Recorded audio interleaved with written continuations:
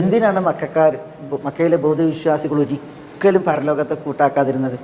എന്തിനാണ് അവർ കണിഞ്ഞ് അതിനെ കളവാക്കാൻ, അതേപോലെ തന്നെ അതിനെ പരിഹസിക്കാൻ, അന്ത്യനാൾ അങ്ങനെ ഒരു പരിപാടിയേ ഇല്ല എന്നുള്ളത് അവർ പ്രചണ്ഡമായി പ്രചരിപ്പിച്ചത് എന്തിനാ? കാരണം അന്ത്യനാളിൽ വിശ്വസിച്ച് കഴിഞ്ഞിട്ടുണ്ടെങ്കിൽ അവർക്ക് താന്തോന്നികളായിട്ട് ജീവിക്കാൻ പറ്റില്ല.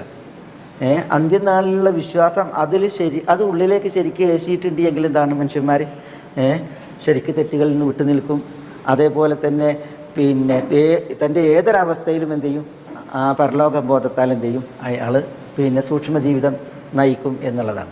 അതുകൊണ്ടാണ് അല്ലാഹു സുബ്ഹാനഹു വ തആല അന്ത്യനാളിനെ കുറിച്ചുള്ള കാര്യങ്ങൾ സൂക്ഷ്മമായി പിന്നെ കൃത്യമായി എന്ത് ചെയ്തത് വിശദീകരിക്കേണ്ടത്. വിചാരണൻ്റെ കാര്യം, പരലോകം, സ്വർഗം, നരകം ഒക്കെ വിശുദ്ധ ഖുർആനിൽ തന്നെ അല്ലാഹു സുബ്ഹാനഹു വ തആല വിശദമാക്കിയത് എന്തുകൊണ്ടാണ്? ആ ഒരു വിശ്വാസത്തിൻ്റെ ഒരു അനിവാര്യത മനുഷ്യജീവിതം നന്നാവാൻ പിന്നെ ആവശ്യമായതിനാലാണ്.